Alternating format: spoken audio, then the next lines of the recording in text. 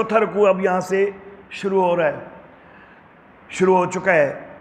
تو میں نے یہ بھی عرض کیا تھا کہ پہلے حصے کے اول میں بھی دفعیہ عذاب کے لیے امور ثلاثہ آئیں گے اور آخر میں پھر آئیں گے۔ تو اول میں بھی پہلے آ چکے ہیں، یہاں پر اب دوبارہ آ رہے ہیں، اعادہ ہو رہا ہے دفعیہ عذاب کے لیے امور ثلاثہ کا اعادہ۔ ان الذین هم من خشیت ربهم مشفقون، بے شک وہ لوگ کہ جو اپنے رب کا ڈر رکھتے ہیں، اپنے رب سے وہ ڈرتے ہیں۔ تو مشفقون کے نیچے لکھ لیں نمبر 1 ظلم نہیں۔ ظاہر بات ہے کہ جو اللہ کا ڈر رکھے گا وہ لوگوں پر ظلم نہیں کرے گا۔ مشفقون کے نیچے لکھ لیں نمبر 1 ظلم نہیں۔ 3 ہوتے ہیں نا دفعیہ عذاب کے لیے جو امور ثلاثہ ہیں، ایک یہ کہ شرک نہیں، دوسرا یہ کہ ظلم نہیں، اور تیسرا یہ کہ احسان کرنا ہے۔ ترتیب بدلتی رہتی ہے، تو یہاں پر پہلا آ گیا کہ ظلم نہیں کرنا۔ والذین هم بآیات ربهم یؤمنون، اور جو اپنے رب کی آیتوں کو مانتے ہیں۔ والذین هم بربهم لا یشرکون، لا یشرکون کے نیچے لکھ لیں نمبر 2 شرک نہیں، نمبر 2 شرک نہیں۔ اور وہ لوگ کہ جو اپنے رب کے ساتھ شرک نہیں، شریک نہیں ٹھہراتے، شریک نہیں بناتے کسی کو، یہ دوسرا امر ہو گیا۔ والذین یؤتون ما آتوا، اور وہ کہ جو دیتے ہیں جو ان کو دیا، یعنی اللہ نے جو ان کو دیا ہوا ہے اس میں سے وہ آگے خرچ کرتے ہیں۔ تو اس کے نیچے لکھ لیں والذین یؤتون، یؤتون کے نیچے نمبر 3 احسان، نمبر 3 احسان۔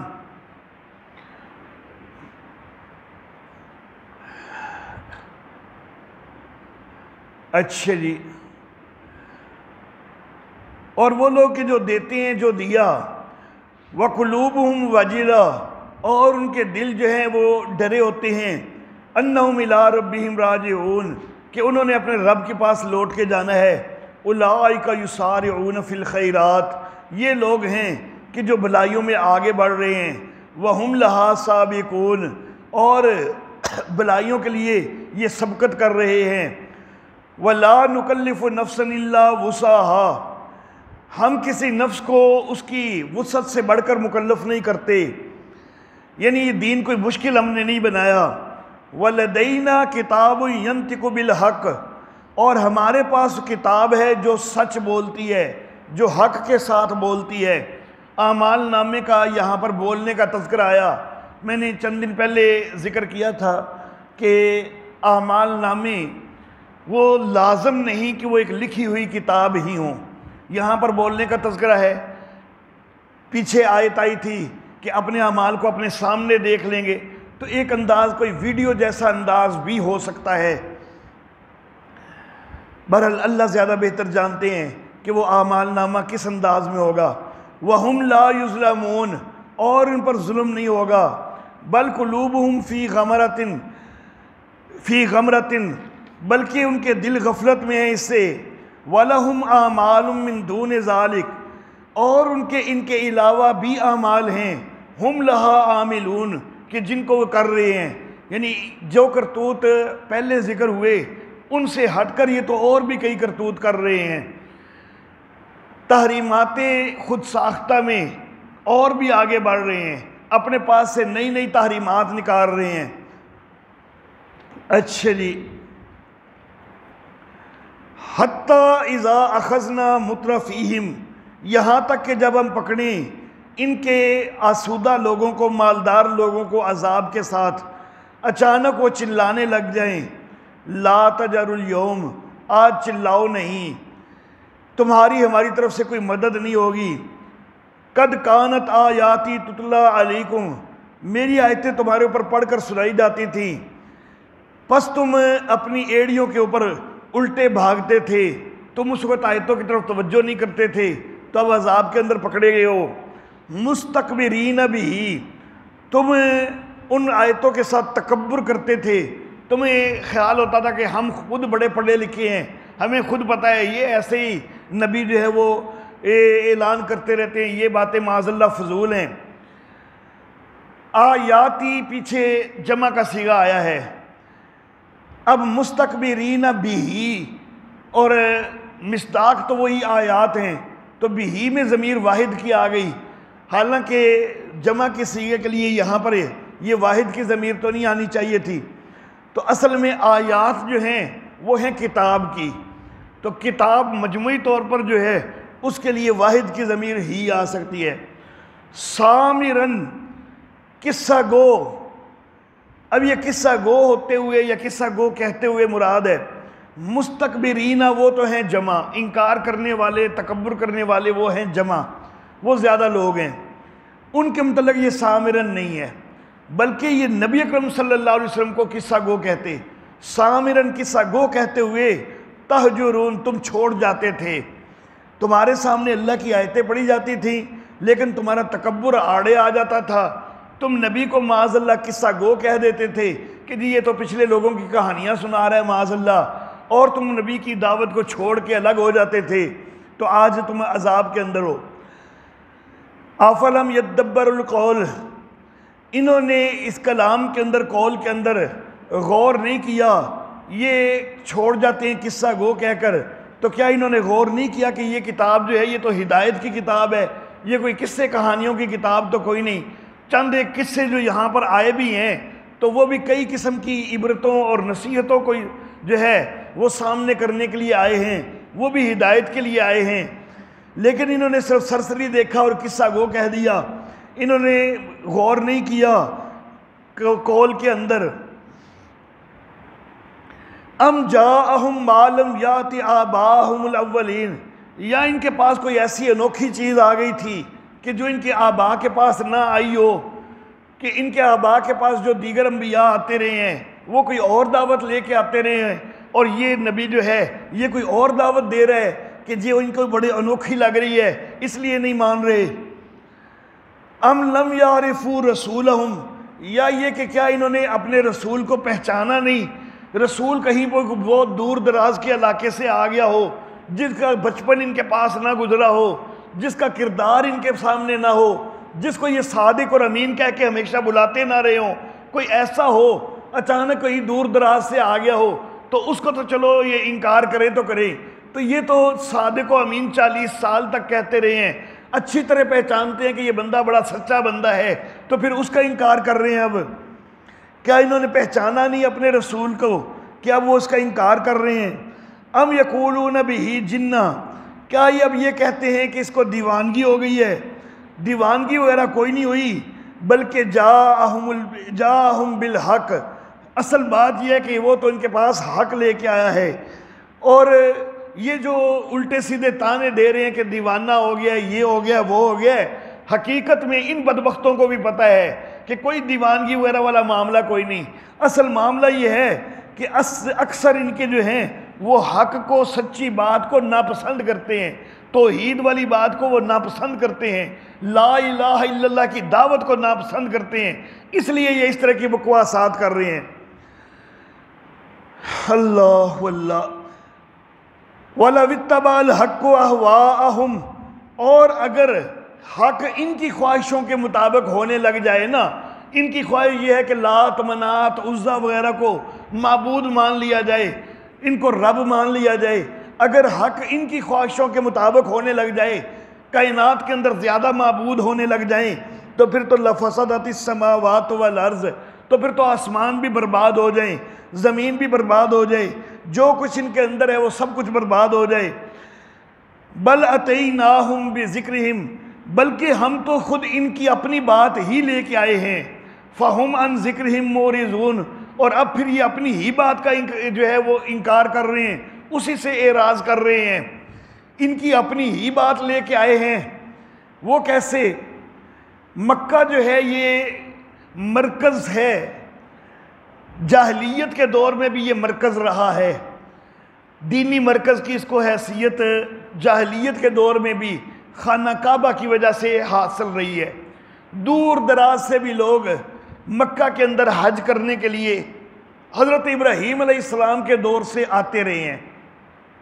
عقائد بے شک ان کے شرکیہ بھی تھے یا جو بھی تھا، لیکن بہرحال ایک مرکز ضرور رہا ہے، اور اس مرکز کے اندر جس وقت یہ لوگ حج کے لیے آتے تھے نا تو جاہلیت کے اندر بھی پڑھتے تھے لبیک اللہم لبیک لا شریک لک، تو باقاعدہ لا شریک لک کا لفظ بھی بولتے رہے ہیں. تو یہ تو تمہاری اپنی بات ہے، جاہلیت کے دور میں بھی یہ لفظ تو تم خود بولتے تھے. ہاں البتہ یہ ہے کہ بعد میں تعویلیں کرتے تھے کہ جی معبود حقیقی وہی ہے، لیکن آگے چلو اس نے کچھ نائب بنائے ہوئے ہیں تو شریک اس کا کوئی نہیں ہے، کیونکہ وہ حقیقی معبود ہے، باقی تو نائب ہیں، تو نائب پھر شریک تو نہیں بنتے وغیرہ. یہ تعویلیں کر لیتے تھے، لیکن لفظ وہ یہ بولتے تھے کہ لا شریک لک. تو جس وقت تم خود یہ لفظ بولتے تھے، آج ہم بھی وہی تو دعوت دے رہے ہیں، لیکن صرف فرق اتنا ہے کہ تم جو الٹی تعویلیں کرتے تھے ہم ان تعویلوں کا رد کرتے ہیں. ہم کہتے ہیں کہ جو حقیقتاً لا شریک لک کا صحیح مفہوم ہے اس کو مان لو، تعویلیں نہ کرو. تو تم اعراض کرنے لگے ہو، لفظ تو تمہارے والے بھی یہی تھے، ہم بھی وہی لفظ بول رہے ہیں، لیکن ہم اس کا حقیقی معنی جو ہے اس کی طرف بھی لانا چاہتے ہو، اس کو تم مانتے کوئی نہیں. ام تسألہم خرجا، اے نبی کیا تو ان سے کوئی جمع پونجی مانگ رہا ہے، کوئی خرچ مانگ رہا ہے؟ تیرے رب کا جو دیا ہوا ہے تو وہ بہتر ہے اور وہ بہتر رزق دینے والا ہے. نبی تو ان کو تکلیف کیا ہو رہی ہے؟ کیا تو اپنی دعوت کے اوپر کوئی ان سے پیسے مانگتا ہے؟ ان سے تو نے کچھ مانگا تک بھی کوئی نہیں، پھر بھی ان کو تکلیف ہو رہی ہے. وَإِنَّكَ لَتَدْعُوهُمْ إِلَىٰ صِرَاطٍ مُسْتَقِيمٍ، اور تو ان کو سیدھے راستے کی طرف بلاتا ہے. وَإِنَّ الَّذِينَ لَا يُؤْمِنُونَ بِالْآخِرَةِ، اور بے شک وہ لوگ کہ جو آخرت کو نہیں مانتے وہ سیدھے راستے سے کنارہ کرتے ہیں. وَلَوْ رَحِمْنَاهُمْ، اگر ہم ان کے اوپر مہربانی کریں. وَكَشَفْنَا مَا بِهِمْ مِنْ ضُرٍّ، اور جو ان کے اوپر تکلیف آئی ہے اگر ہم اس کو ہٹا دیں. یہ جو تکلیف آئی ہے اس سے مراد ایک شدید قحط ہے.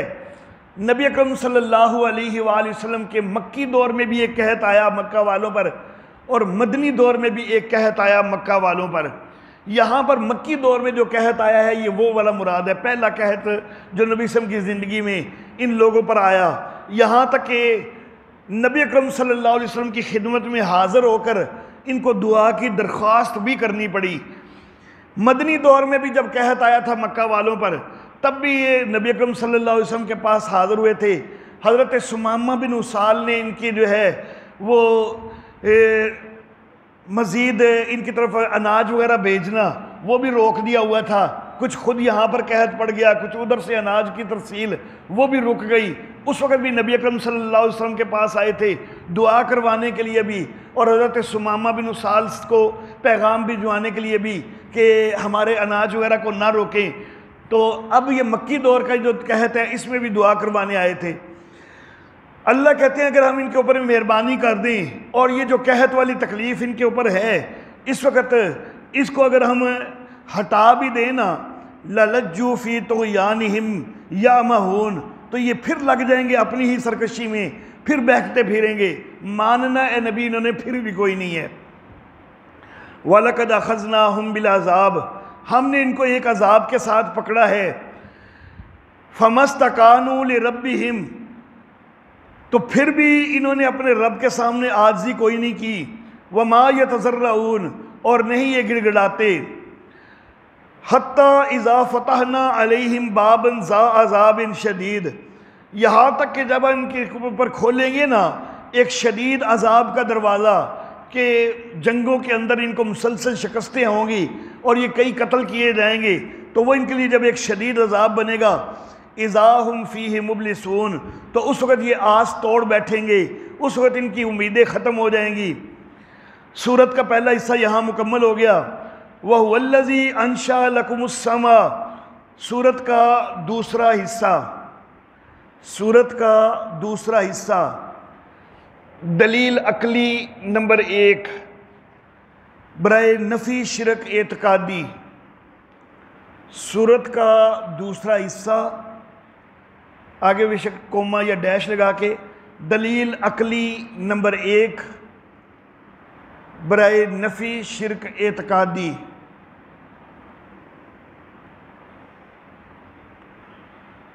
وَهُوَ الَّذِي أَنشَأَ لَكُمُ السَّمْعَ وَالْأَبْصَارَ وَالْأَفْئِدَةَ، وہی ہے کہ جس نے تمہارے لیے کان بھی بنائے، آنکھیں بھی بنائی، دل بھی بنائے، بہت تھوڑا ہے کہ تم شکر کرتے ہو۔ وَهُوَ الَّذِي ذَرَاكُمْ فِي الْأَرْضِ، اور وہی ہے کہ جس نے تم کو زمین کے اندر بکھیرا ہے اور تم اسی کی طرف لٹائے جاؤ گے۔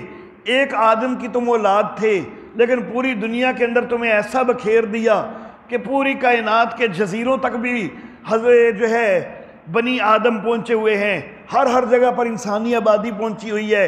تو جس رب نے اتنا تمہیں پھیلا دیا ہے، وہ رب جو ہے وہ تمہیں جمع کرنے پر بھی قادر ہے، اس کی طرف تم لٹائے جاؤ گے۔ وَهُوَ الَّذِي يُحْيِي وَيُمِيتُ، وہی ہے جو زندہ کرتا ہے، مارتا ہے، اور رات اور دن کا بدلنا بھی اسی کے اختیار میں ہے۔ تو کیا تم سوچتے نہیں ہو؟ بل قالوا مثل ما قال الاولون، بلکہ یہ بھی وہی کہنے لگے جو پہلوں نے کہا، کہ سب کی ایک ہی بات رہی۔ کیا بات؟ قالوا، کہنے لگے، اِذَا مِتْنَا، جب ہم مر جائیں گے، وَكُنَّا تُرَابًا، اور ہم مٹی ہو جائیں گے، ہڈیاں ہو جائیں گے، تو کیا پھر ہم اٹھائے جائیں گے؟ تو یہی بات پہلے لوگ بھی کرتے رہے، یہ بھی یہی کرتے ہیں۔ لَقَدْ وُعِدْنَا نَحْنُ وَآبَاؤُنَا هَذَا مِنْ قَبْلُ، ہم وعدہ دیے گئے اور ہمارے آبا وہ بھی وعدہ دیے گئے اس سے پہلے۔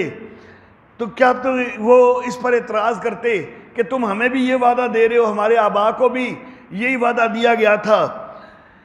ان ھذا الا اساطیر الاولین، یہ تو بس پچھلوں کی کہانیاں ہیں، ہمیں اس کا کوئی یقین نہیں ہے کہ کوئی قیامت قائم ہوگی۔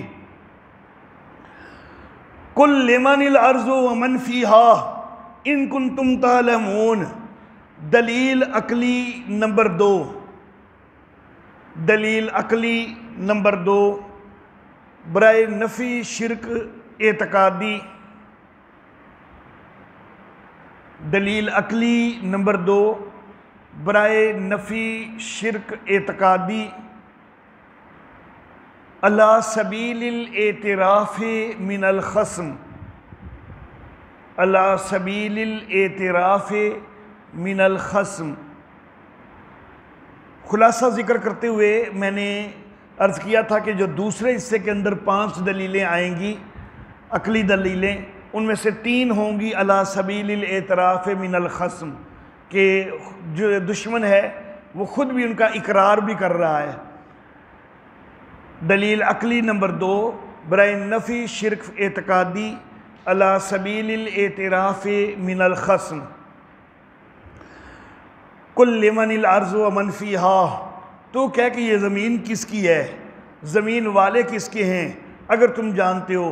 سیقولون للہ، تو کہیں گے کہ یہ سب کچھ اللہ ہی کا ہے۔ قل افلا تذکرون، تو کہہ تو پھر سوچتے نہیں ہو۔ قل من رب السماوات، دلیل عقلی نمبر 3، دلیل عقلی نمبر 3 برائے نفی شرک اعتقادی،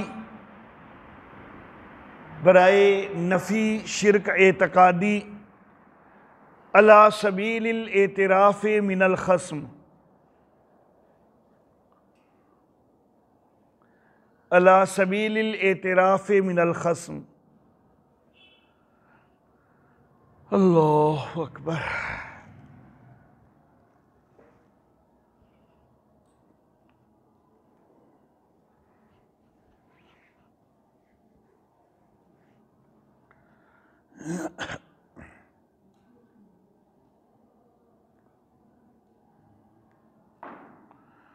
اللہ اکبر۔ جی طالبات نوٹ کر لیں، کل من رب السماوات، اس سبے کے نیچے دلیل عقلی نمبر 3 برائے نفی شرک اعتقادی، برائے نفی شرک اعتقادی، علی سبیل الاعتراف من الخصم، علی سبیل الاعتراف من الخصم۔ قل من رب السماوات السبع، تو کہہ کہ کون ہے رب آسمانوں کا، 7 آسمانوں کا، اور کون ہے رب بڑے عرش کا۔ سیقولون للہ، تو کہیں گے کہ یہ سارا کچھ تو اللہ ہی کے لیے ہے۔ قل افلا تتقون، تو کہہ تو کیا پھر تم ڈرتے نہیں ہو۔ کل من بیدہ ملکوت کل شیء، دلیل عقلی نمبر 4، دلیل عقلی نمبر 4 برائے نفی شرک اعتقادی، برائے نفی شرک اعتقادی، علی سبیل الاعتراف من الخصم، علی سبیل الاعتراف من الخصم، کل من بیدہ ملکوت کل شیء، تو کہہ کہ کس کے پاس ہے، کس کے ہاتھ میں ہے بادشاہی ہر چیز کی، وَهُوَ يُجِيرُ وَلَا يُجَارُ عَلَيْهِ، اور وہ پناہ دے دینے والا ہے اور کوئی اس کے مقابل پناہ نہیں دے سکتا، ان کنتم تعلمون، اگر تم جانتے ہو، سَيَقُولُونَ لِلَّهِ، تو ان قریب کہیں گے کہ یہ تو اللہ ہی کے اختیار میں ہے، قُلْ فَأَنَّىٰ تُسْحَرُونَ، تو کہہ کہ پھر کہاں سے تم پر جادو ہو جاتا ہے۔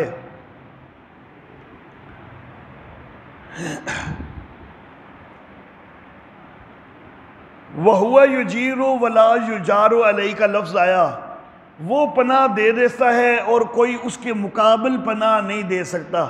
قرآن حکیم نے یہ عقیدہ دیا ہے کہ اللہ جو ہے وہ جو پناہ دے سکتا ہے، یعنی کسی کو بھی اللہ پناہ دے سکتا ہے۔ پناہ دینا کا مطلب کیا ہوگا کہ کوئی کسی کو نقصان دینا چاہے نا، اور وہ بندہ اللہ کی پناہ میں آ جائے تو اللہ دوسروں کے نقصان سے اس کو بچا لیتا ہے، اور اللہ کے مقابل کوئی پناہ نہیں دے سکتا۔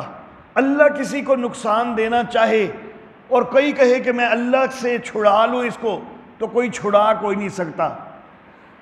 تو قرآن کا عقیدہ یہ ہوا کہ خدا کا پکڑا کوئی نہیں چھڑا سکتا، اور باقی سب کا پکڑا خدا چھڑا سکتا ہے۔ لیکن لوگوں نے یہ عقیدہ بنا لیا کہ خدا کا پکڑا چھڑا لے محمد، محمد کا پکڑا چھڑا کوئی نہیں سکتا، معاذ اللہ ثم معاذ اللہ، اللہ رب العزت کے اختیار کے 100% جو ہے وہ نفی کر دی کہ محمد کا پکڑا چھڑا کوئی نہیں سکتا، یعنی اللہ بھی نہیں چھڑا سکتا۔ تو یہ اللہ رب العزت کو بے اختیار معاذ اللہ قرار دے دیا، تو یہ سیدھا سیدھا جو ہے یہ کفری عقیدہ ہے۔ اللہ واللہ، نبی اکرم صلی اللہ علیہ وآلہ وسلم کے زمانہ میں ایک صحابی سے کچھ غلطی ہو گئی، صحابی سے غلطی ہوئی نا، تو نبی اکرم صلی اللہ علیہ وآلہ وسلم تک ابھی معاملہ پہنچا ہی کوئی نہیں۔ وہ صحابی کو خود احساس ہوا کہ میں نے بڑا غلط کر دیا ہے، وہ مسجد میں آ گئے، مسجد میں آ کے اپنے آپ کو ایک ستون کے ساتھ باندھ لیا اور کہا کہ میں اللہ کا مجرم ہوں۔ اللہ نے نہیں کہیں کہا کہ یہ میرا مجرم ہے، صحابی نے خود نسبت کر دی کہ میں اللہ کا مجرم ہوں، میرے سے غلطی ہوئی ہے، اللہ جس وقت چاہیں تو میری توبہ قبول کریں، میں اللہ کا مجرم ہوں۔ یہ معاملہ ہو گیا، نبی اکرم صلی اللہ علیہ وسلم کو اس معاملے کا ابھی پتہ کوئی نہیں۔ جب نبی اکرم صلی اللہ علیہ وسلم مسجد میں تشریف لائے تو دیکھا کہ وہ صحابی جو ہے وہ بندھا ہوا ہے، تو معاملہ سارا پتہ کیا۔ جب یہ لفظ پتہ چلے نا کہ اس نے کہا کہ میں اللہ کا مجرم ہوں، تو نبی اکرم صلی اللہ علیہ وسلم نے کہا کہ اگر اس نے اپنے آپ کو اللہ کا مجرم کہا ہے نا، تو میں اب اس کو کھول نہیں سکتا، جب تک کہ اللہ کی طرف سے جو ہے وہ اس کو کھولنے کی اجازت مجھے نہ آ جائے میں نہیں کھول سکتا۔ حالانکہ یہاں پر اللہ نے نہیں کہا تھا کہ یہ میرا پکڑا ہوا ہے، صرف صحابی نے خود سے نسبت کر دی اپنی کہ میں اللہ کا پکڑا ہوا ہوں۔ تو نبی اکرم صلی اللہ علیہ وسلم نے صرف اس نسبت کو بھی جو ہے وہ توڑنا گوارا نہیں کیا، کہ جب نسبت ہو گئی ہے کہ یہ اللہ کا پکڑا ہوا ہے، تو وہ نسبت بے شک اللہ نے نہیں کی ہے، بندے نے اپنے طور پر ہی کر دی ہے، تو تب بھی اللہ کے پکڑے ہوئے کو میں نہیں چھڑا سکتا۔ اور لوگ جو ہیں وہ کہتے ہیں کہ خدا کا پکڑا چھڑا لے محمد، یہ بالکل غلط بات ہے۔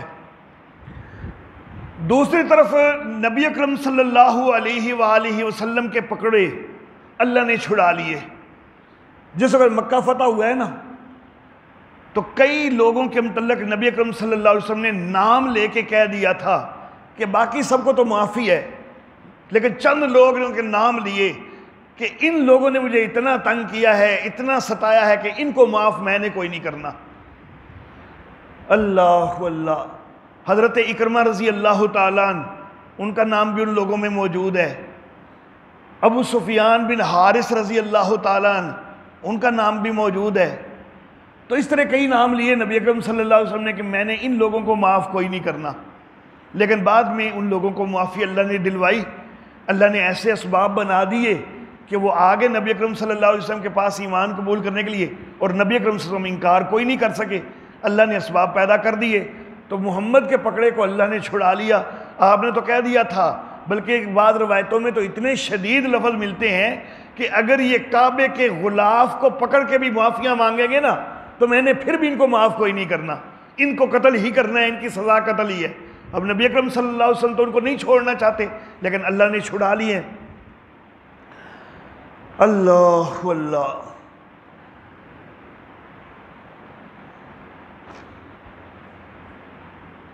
بل اتیناہم بالحق، اصل معاملہ یہ ہے کہ ہم ان کے پاس حق بات لے کے آئے ہیں، یہ چیز ان کو پچ نہیں رہی، اس لیے یہ خرابیاں کرتے ہیں۔ نہیں تو دیکھو نا، خود اپنی زبانوں سے اقرار بھی کر رہے ہیں۔ جب ہم کئی سوال پوچھتے کہتے ہیں کہ واقعی یہ کرنے والا تو اللہ ہی ہے، یہ چیزیں کرنے والا اللہ ہی ہے، پھر بھی کیوں نہیں مانتے؟ اصل معاملہ یہ ہے کہ حق کو بچانا بڑا مشکل ہو گیا ان کے لیے۔ وَإِنَّهُمْ لَكَاذِبُونَ، اور یہ جھوٹے ہیں۔ مَتَّخَذَ اللَّهُ مِن وَلَدٍ، دلیل عقلی نمبر 5 برائے نفی شرک اعتقادی۔ دلیل عقلی نمبر 5 برائے نفی شرک اعتقادی۔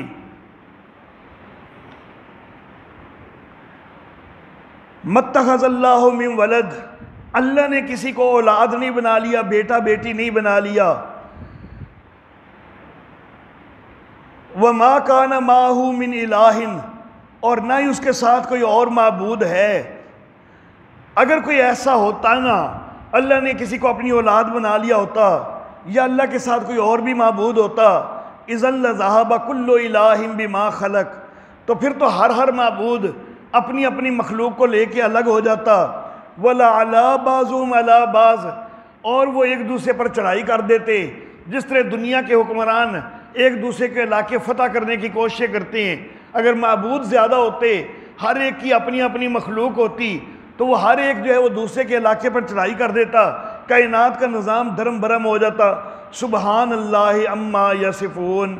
ثمرہ دلائل، ثمرہ دلائل، پاک ہے اللہ ان باتوں سے کہ جو یہ بیان کرتے ہیں۔ عالم الغیب والشہادتی، وہ جاننے والا ہے غیب کا بھی اور ظاہر کا بھی۔ فتعالی عما یشرکون، وہ بلند ہے اس سے کہ جو وہ شریک بناتے ہیں۔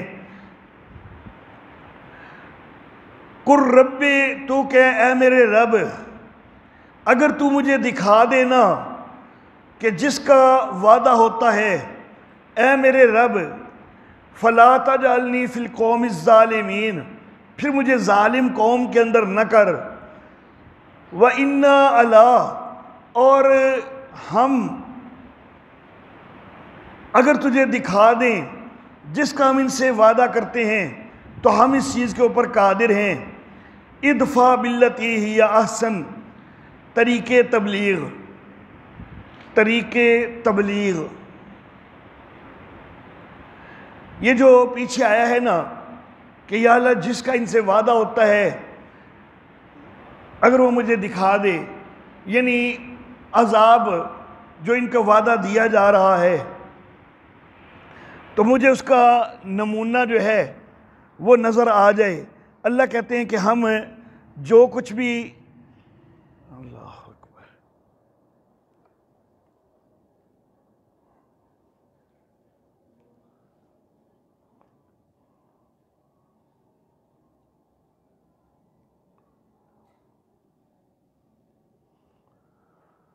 اللہ اکبر،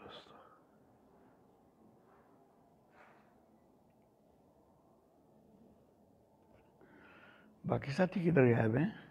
آج تعداد بہت تھوڑی ہو گئی ہے جی، تھوڑا اونچا بولیں۔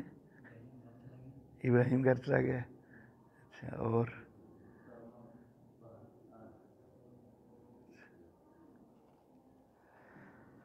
اللہ اکبر.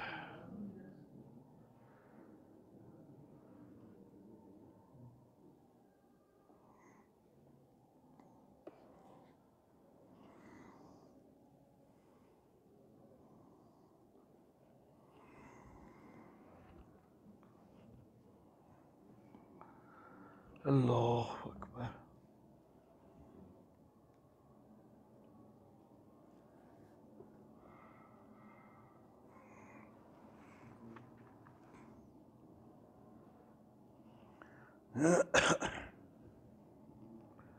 استغفر اللہ.